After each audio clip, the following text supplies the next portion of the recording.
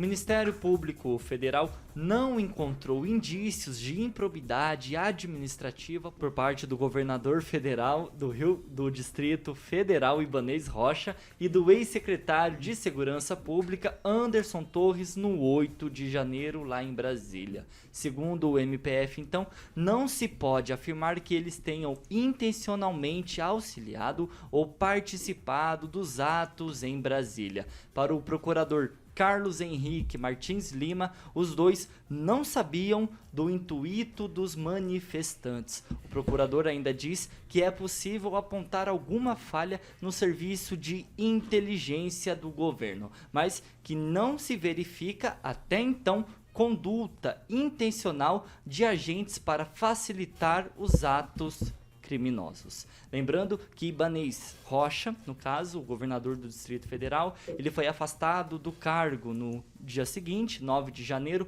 por ordem do ministro Alexandre de Moraes do Supremo Tribunal Federal. E já Anderson Torres está preso desde o dia 14 de janeiro, quando retornou para o Brasil, por suspeita de omissão dos atos do 8 de janeiro. Calazans, isso é um indício que o ministro da Defesa, Flávio Dino, tem culpa no cartório? Olha, eu acho que indício de que ele tem culpa no cartório, ela existe bastante, né? Tanto ele quanto outros membros, especialmente o chefe do Gabinete de Segurança Institucional, que foi desligado, né? Aquele que estava alimentando lá, dando água para os manifestantes. Mas, enfim, o fato é que, efetivamente, a inteligência disse que fez mais de 40 apontamentos para essas autoridades.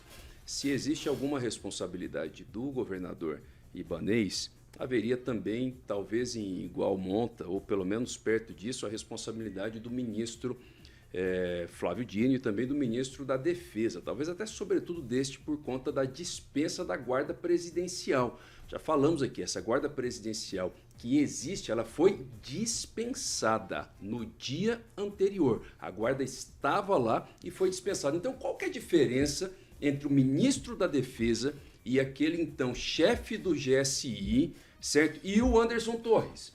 Qual a diferença? O chefe do GSI que estava lá dando água para os manifestantes e que claramente dispensou a guarda presidencial, mandou embora, certo? Tirou de lá, a guarda estava lá no dia anterior, ele dispensou. Que diferença tem dele para o Anderson Torres? O que estão fazendo com o Anderson Torres é uma aberração jurídica. O Brasil vai ser denunciado para as cortes internacionais por conta da situação desse homem que ele está lá, sem condição de saúde. Eu ouvia hoje, inclusive, as pessoas comentando que ele tem sofrido com ideação suicida. Foi levado ontem para prestar um depoimento à base de remédio psiquiátrico, ou seja, não tinha nem condições de aferir a veracidade daquilo que ele está falando por conta da situação psicológica e psiquiátrica pela qual ele passa. E mesmo com posição favorável do Ministério Público, ainda que seja para ele ficar em prisão domiciliar, o Supremo nega, numa total falta de critério jurídico, numa total falta de peso, de igualdade no tratamento entre os agentes envolvidos nessa situação lamentável do 8 de janeiro. Celestino, o Supremo está sendo omisso em questão ao Anderson Torres por manter ele preso? Exatamente. E aí eu lembro do nosso causídio aqui, o Dr. Calazans, que falou que os deputados que foram eleitos, eles têm obrigação democraticamente de atender a população. E aí eu lembro que o Moraes não tem voto algum, né? Não tem voto nenhum, não foi eleito democraticamente e toma decisões que afetam a vida de pessoas como do Torres, né? Que está lá preso, não estava no dia 8, foi incriminado, perdeu mais de 20 quilos, está propenso a cometer ato extremo, e o senador Girão falou exatamente o que o Calazans falou aqui, né? Ele vai até as cortes internacionais para ver o que pode ser feito em relação a essa aberração cometida pelo ministro Alexandre de Moraes.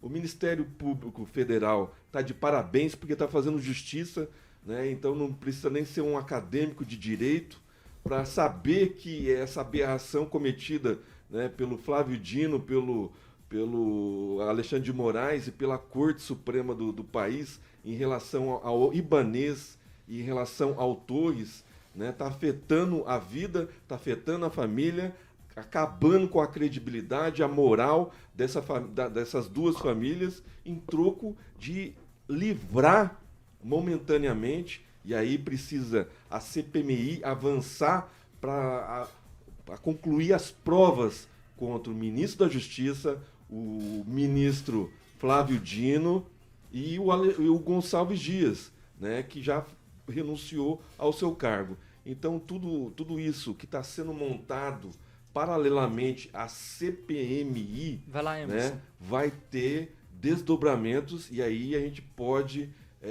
se surpreender com tudo isso, né, porque vai ter muita gente envolvida que está quietinho agora, dando em audiência pública com os senadores, dando esporro, dando uma de santinho, dando um de palatino da justiça, e o Flávio Dino tem problema lá no estado dele, tem que pagar ainda por isso. Ô, Francês, essa história do 8 de janeiro em Brasília, eu acredito que ela ainda vá muito longe, né? Vai lá, 1 minuto.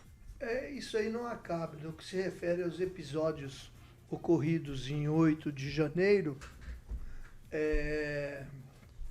a justiça brasileira não está usando mais aquela venda, ela está usando aqueles antolhos que você coloca nos cavalos, ela só enxerga para um lugar, certo? Só pra frente. Porque, veja bem, o Alexandre Torres e o Ibanez Rocha não participaram diretamente. O Anderson Torres estava ausente do Brasil. E o ministro Gonçalves Dias estava participando diretamente, estava lá dando aguinha para o pessoal que invadiu lá o palácio, né? Dando aguinha, e saiu-se sem nenhum processo, nenhum problema, porque houve uma denúncia de imagens que vazaram. Não tivesse ocorrido isso, estaria lá até hoje. E hoje, de madrugada, o STF votando, enquadrou mais 250 réus, completando aí um total de 550 réus entre os capturados, né? Depois do rolo no Palácio, no dia seguinte. Vai lá, Francês. 550 réus para serem submetidos à lei penal em decorrência de crime disso, daquilo e outro.